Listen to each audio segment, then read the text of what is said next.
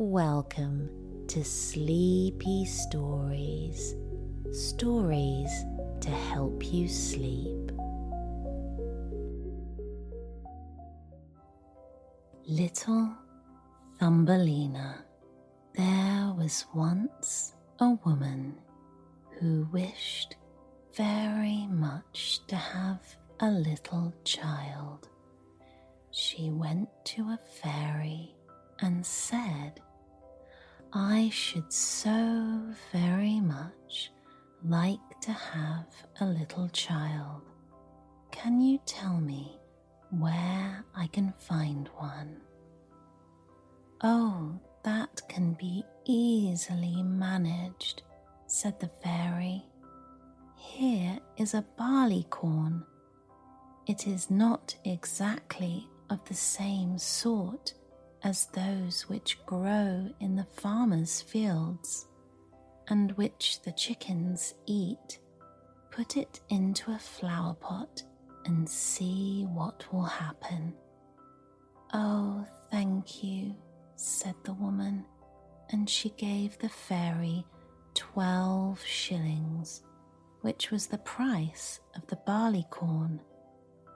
Then she went home and planted it, and there grew up a large, handsome flower, somewhat like a tulip in appearance, but with its leaves tightly closed, as if there was still a bud.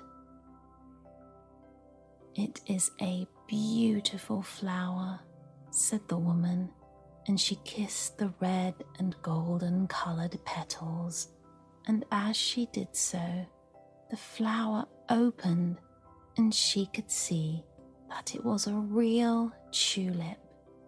But within the flower, upon the green velvet stamens, sat a very delicate and graceful little maiden.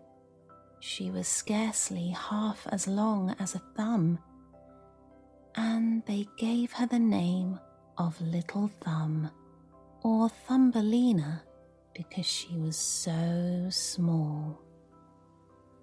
A walnut shell, elegantly polished, served her for a cradle. Her bed was formed of blue-violet leaves, with a rose leaf for a counterpane. Here she slept at night, but during the day she amused herself on a table where the peasant wife had placed a plate full of water. Round this plate were wreaths of flowers with their stems in the water, and upon it floated a large tulip leaf, which served the little one for a boat. Here she sat and rowed herself from side to side with 2 oars made of white horsehair. It was a very pretty sight. Thumbelina could also sing so softly and sweetly that nothing like her singing had ever been heard. One night, while she lay in her pretty bed, a large, ugly, wet toad crept through a broken pane of glass in the window and leapt right upon the table where she lay sleeping under her rose leaf quilt. "What a pretty little wife this would make for my son," said the toad, and she took up the walnut shell in which Thumbelina lay asleep and jumped through the window with it into the garden. In the swampy margin of a broad stream in the garden lived the toad with her son. He was uglier even than his mother, and when he saw the pretty little maiden in her elegant bed, he could only cry, "Croak, croak, croak." "Don't speak so loud or she will wake," said the toad, "and then she might run away, for she is as light as swan's down. We will place her on one of the water lily leaves out in the stream. It will be like an island to her. She is so light and small, and then she cannot escape. And while she is there, we will make haste and prepare the stateroom under the marsh in which you are to live when you are married." Far out in the stream grew a number of water lilies with broad green leaves which seemed to float on top of the water. The largest of these leaves appeared further off than the rest, and the old toad swam out to it with the walnut shell in which Thumbelina still lay asleep. The tiny creature woke very early in the morning and began to cry bitterly when she found where she was, for she could see nothing but water on every side of the large green leaf, and no way of reaching the land. Meanwhile, the old toad was very busy under the marsh, decking her room with rushes and yellow wild flowers to make it look pretty for her new daughter-in-law. Then she swam out with her ugly son to the leaf on which she had placed poor Thumbelina. She wanted to bring the pretty bed that she might put in the bridal chamber to be ready for her. The old toad bowed low to her in the water and said, "Here is my son.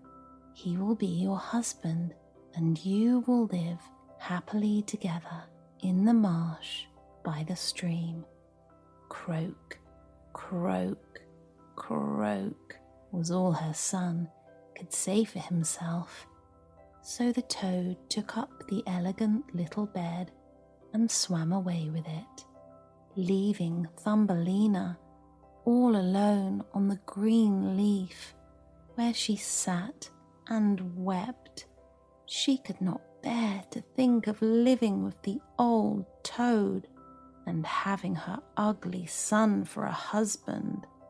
The little fishes who swam about in the water beneath had seen the toad and heard what she said, so now they lifted their heads above the water to look at the little maiden.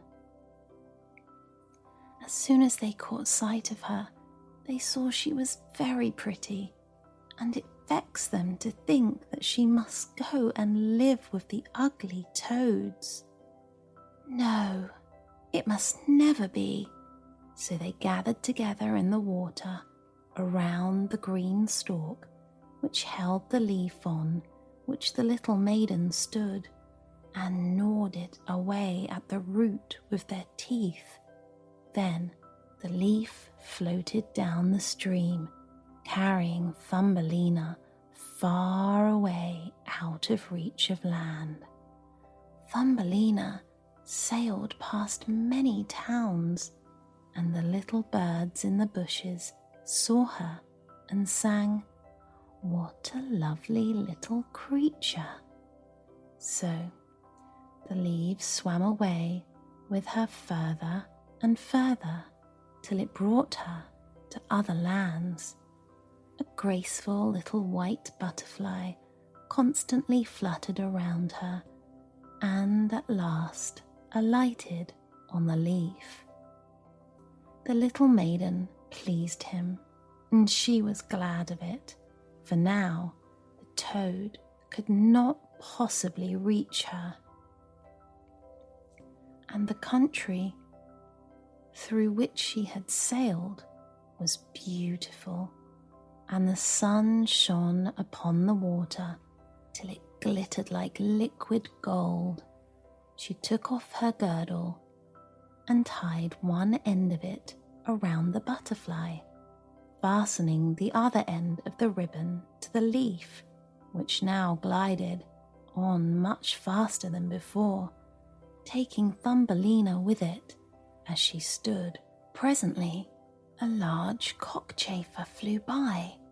The moment he caught sight of her, he seized her around her delicate waist with his claws and flew with her into a tree. The green leaf floated away on the brook, and the butterfly flew with it, for he was fastened to it and could not get away. Oh, how frightened Thumbelina felt when the cockchafer flew with her to the tree. But especially was she sorry for the beautiful white butterfly which she had fastened to the leaf, for he could not free himself. He would die of hunger. But the cockchafer did not trouble himself at all about this matter. He seated himself by her side on a large green leaf and gave her some honey from the flowers to eat, and told her she was very pretty, though not in the least like a cockchafer. After a time, all the cockchafers who lived in the tree came to pay Thumbelina a visit. They stared at her, and then the young lady cockchafers turned up their feelers and said, "She only has 2 legs. How ugly that looks. She has no feelers, and another, her waist is quite slim. Pooh, she is like a human being. Oh, she is ugly," said all the lady cockchafers. The cockchafer who had run away with her believed all the others when they said she was ugly. He would have nothing more to say to her, and told her she might go where she liked.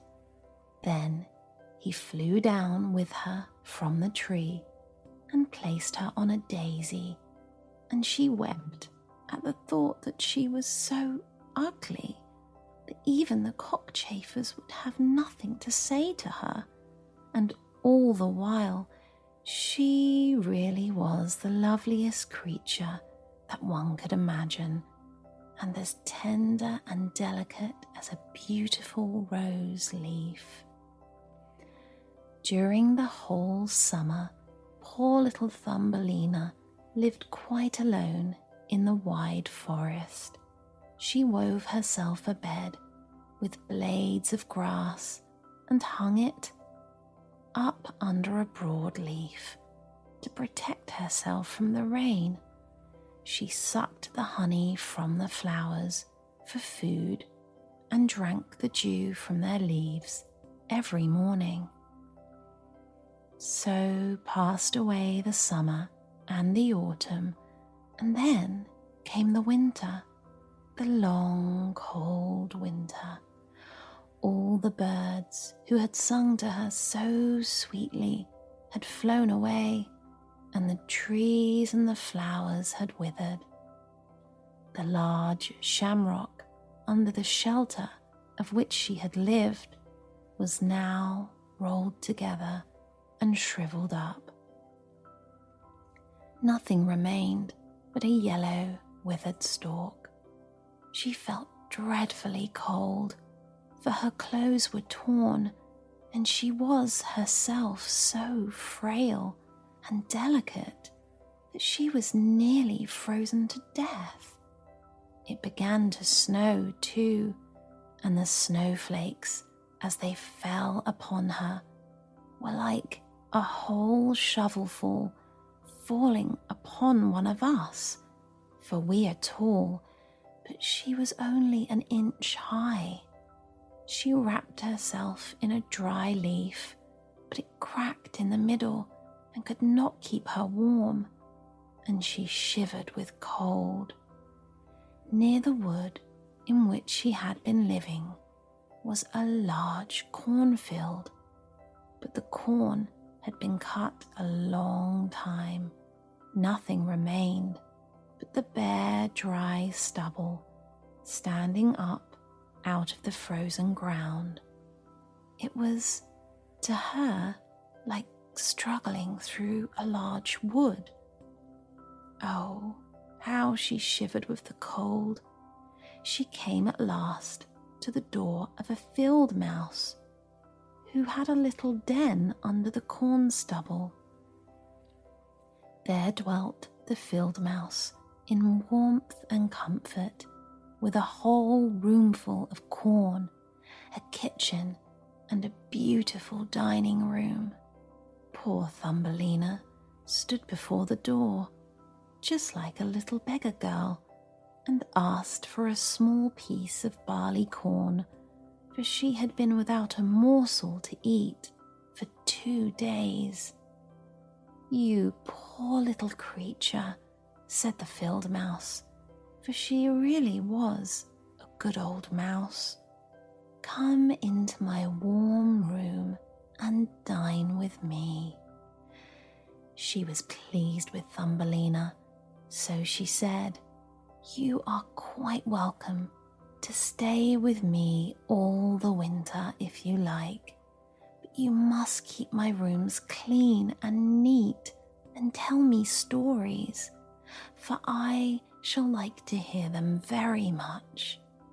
And Thumbelina did all that the field mouse asked her, and found herself very comfortable. "We shall have a visitor soon," said the field mouse one day. "My neighbour pays me a visit once a week. He is better off than I am. He has large rooms and wears a beautiful black velvet coat. If you could only have him for a husband, you would be well provided for indeed. But he is blind, so you must tell him some of your prettiest stories." Thumbelina did not feel at all interested about this neighbour, for he was a mole. However, he came and paid his visit, dressed in his black velvet coat. "He is very rich and learned, and his house is 20 times larger than mine," said the field mouse. He was rich and learned, no doubt, but he always spoke, slightening out of the sun and the pretty flowers, because he had never seen them. Thumbelina was obliged to sing to him, "Ladybird, ladybird, fly away home," and many other pretty songs. And the mole fell in love with her because she had so sweet a voice, but he said nothing yet, for he was very prudent and cautious. A short time before, the mole had dug a long passage under the earth, which led him from the dwelling of the field mouse to his own, and here she had permission to walk with Thumbelina whenever she liked. But he warned them not to be alarmed at the sight of a dead bird which lay in the passage. It was a perfect bird with a beak and feathers, and could not have been dead long. It was lying just where the mole had made his passage. The mole took in his mouth a piece of wood which glittered like fire in the dark. Then he went before them to light them through the long, dark passage. When they came to the spot where the dead bird lay, the mole pushed his broad nose through the ceiling, so that the earth gave way and the daylight shone into the passage. In the middle of the floor lay a swallow, his beautiful wings pulled close to his sides, his feet and head drawn up under his feathers. The poor bird had evidently died of the cold. It made little Thumbelina very sad to see it. She did so love the little birds. All the summer they had sung and twittered for her so beautifully, but the mole pushed it aside with his crooked legs and said, "He will sing no more now. How miserable it must be to be born a little bird. I am thankful that none of my children will ever be birds, for they can do nothing but cry, tweet, tweet, and must always die of hunger in the winter." "Yes, you may well say that as a clever man," exclaimed the field mouse. "What is the use of his twittering if, when winter comes, he must either starve or be frozen to death? Still, birds are very high-bred." Thumbelina said nothing, but when the two others had turned their backs upon the bird, she stooped down and stroked aside the soft feathers which covered his head and kissed the closed eyelids.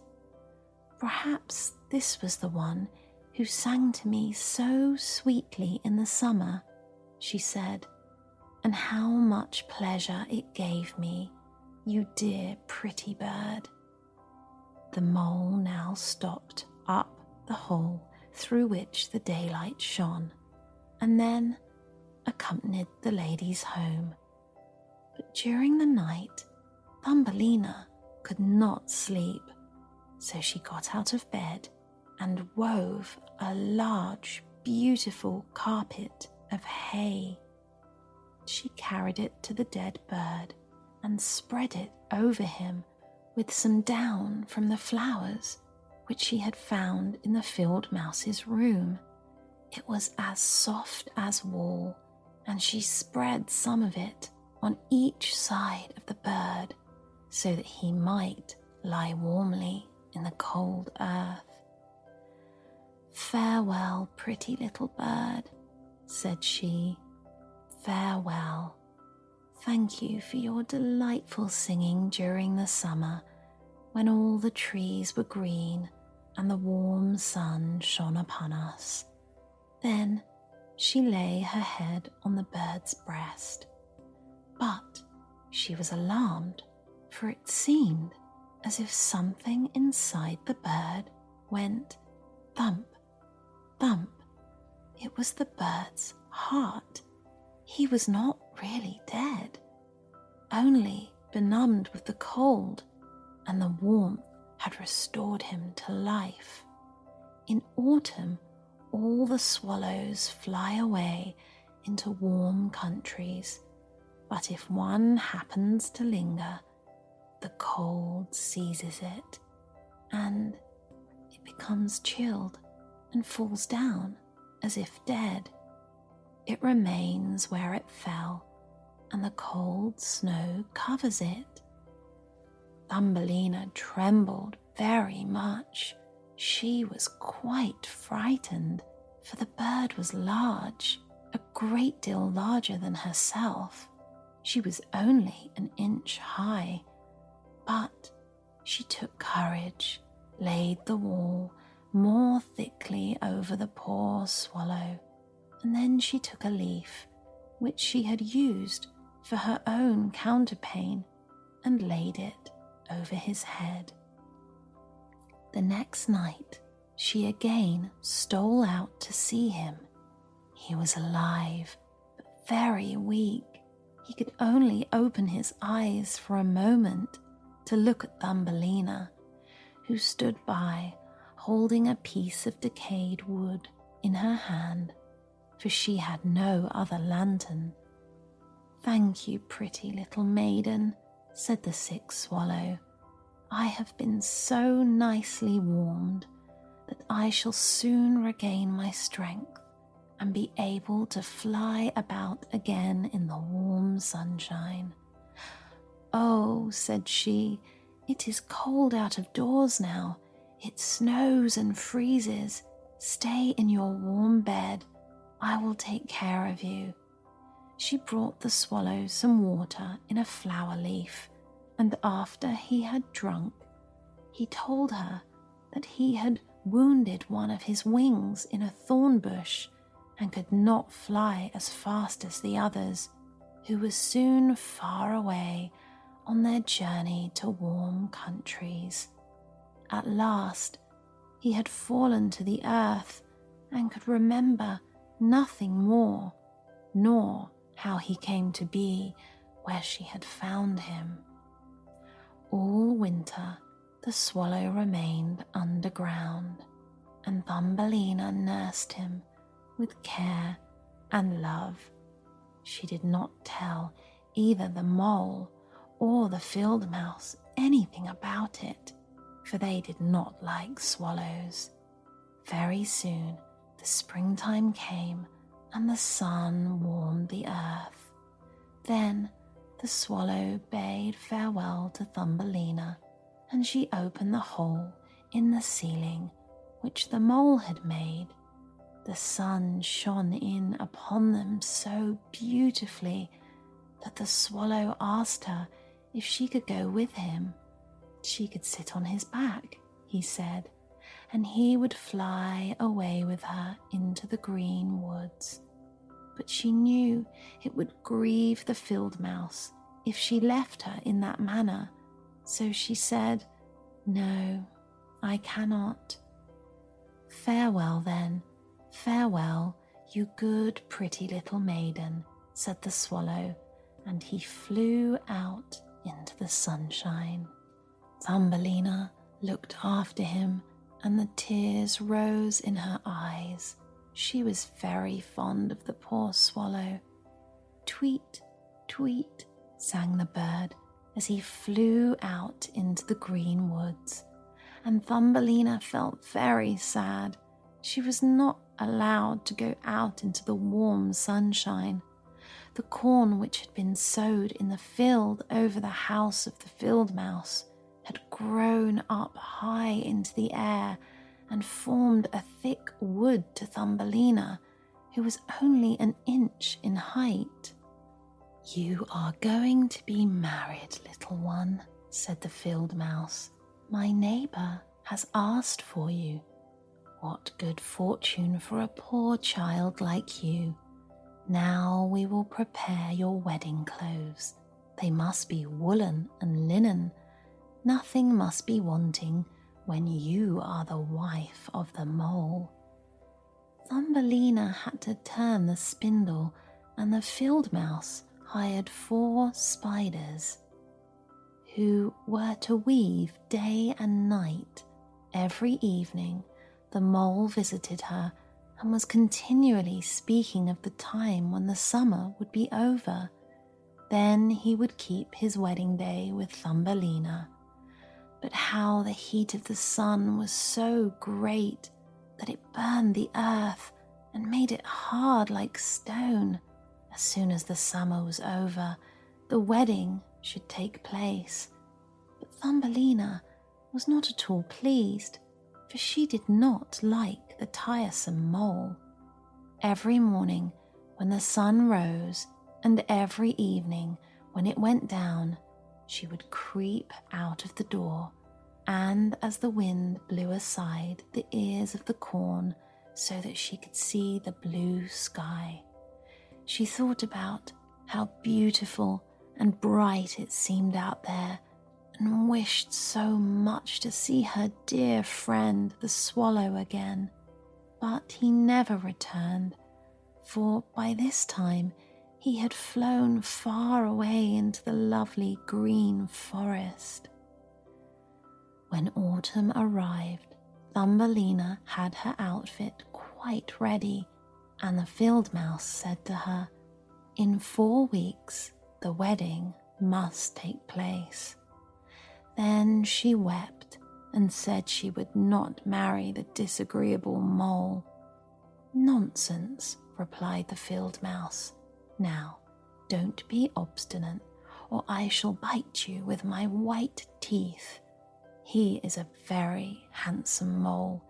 The queen herself does not wear more beautiful velvets and furs.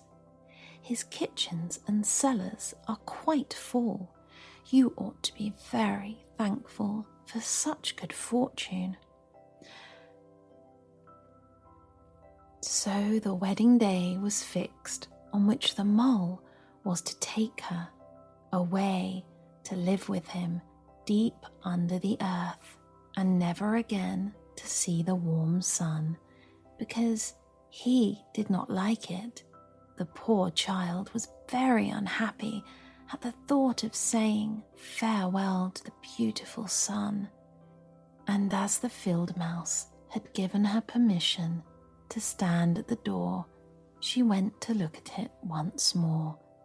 "Farewell, bright sun," she cried, stretching out her arm towards it, and then she walked a short distance from the house, for the corn had been cut, and only the dry stubble remained in the fields. "Farewell, farewell," she repeated, twining her arm around a little red flower that grew just by her side. "Greet the little swallow from me if you should see him again." Tweet, tweet sounded over her head. Suddenly, she looked up, and there was the swallow himself, flying close by. As soon as he spied Thumbelina, he was delighted. She told him how unwilling she was to marry the ugly mole and to live always beneath the earth, never more to see the bright sun. And as she told him, she wept. "Cold winter is coming," said the swallow, "and I am going to fly away into warmer countries. Will you go with me? You can sit on my back and fasten yourself with your sash. Then we can fly away from the ugly mole and his gloomy rooms, far away over the mountains into warmer countries, where the sun shines more brightly than here, where there is always summer and the flowers bloom in greater beauty. Fly now with me, dear little one. You saved my life when I lay frozen in that dark, dreary passage."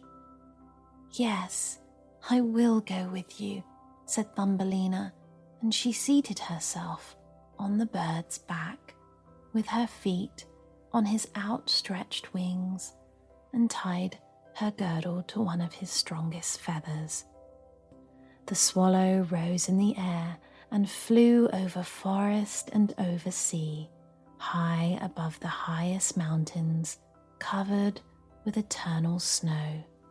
Thumbelina would have been frozen in the cold air, but she crept under the bird's warm feathers, keeping her little head uncovered so that she might admire the beautiful lands over which they passed. At length they reached the warm countries, where the sun shines brightly and the sky seems so much higher above the earth. Here on the hedges and by the wayside grew purple, green, and white grapes. Lemons and oranges hung from trees in the fields, and the air was fragrant with myrtles and orange blossoms. Beautiful children ran along the country lanes, playing with large butterflies, and as the swallow flew further and further, every place appeared still more lovely. At last they came to a blue lake, and by the side of it, shaded by trees of the deepest green, stood a palace of dazzling white marble, built in the olden times. Vines clustered around its lofty pillars, and at the top were many swallows' nests, and one of these was the home of the swallow who carried Thumbelina. "This is my house," said the swallow, But it would not do for you to live here. You would not be very comfortable.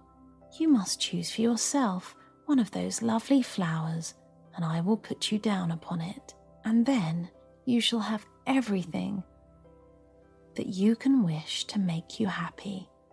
"That will be delightful," she said, and clapped her little hands for joy.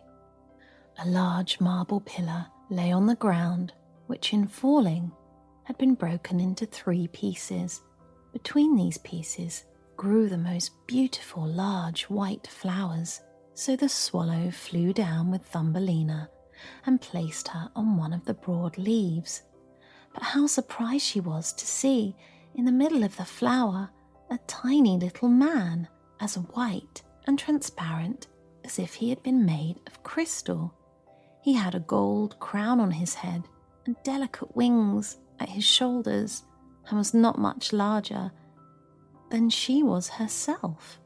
He was the angel of the flower, for a tiny man and a tiny woman dwell in every flower, and this was the king of them all. "Oh, how beautiful he is," whispered Thumbelina to the swallow. The little prince was at first quite frightened at the bird, who was like a giant compared to such a delicate little creature as himself. But when he saw Thumbelina, he was delighted and thought her the prettiest little maiden he had ever seen. He took the gold crown from his head and placed it on hers, and asked her name and if she would be his wife and queen over all the flowers. This certainly was a very different sort of husband from the son of the toad or the mole with his black velvet and fur, so she said yes to this handsome prince. Then all the flowers opened, and out of each one came a little lady or a tiny lord, all so pretty it was quite a pleasure to look at them. Each of them brought Thumbelina a present, but the best gift was a pair of beautiful wings which had belonged to a large white fly, and they fastened them to Thumbelina's shoulders so that she might fly from flower to flower. Then there was so much rejoicing, and the little swallow, who sat above them in his nest, was asked to sing a wedding song, which he did as well as he could, but in his heart he felt sad, for he was very fond of Thumbelina and would have liked never to part from her again. "You must not be called Thumbelina any more," said the spirit of the flowers to her. "It is an ugly name, and you are so very lovely. We will call you Maya." "Farewell, farewell," said the swallow with a heavy heart as he left the warm countries to fly back into Denmark. There he had a nest over the window of a house in which dwelt the writer of fairy tales. The swallow sang tweet, tweet, and from his song came the whole story.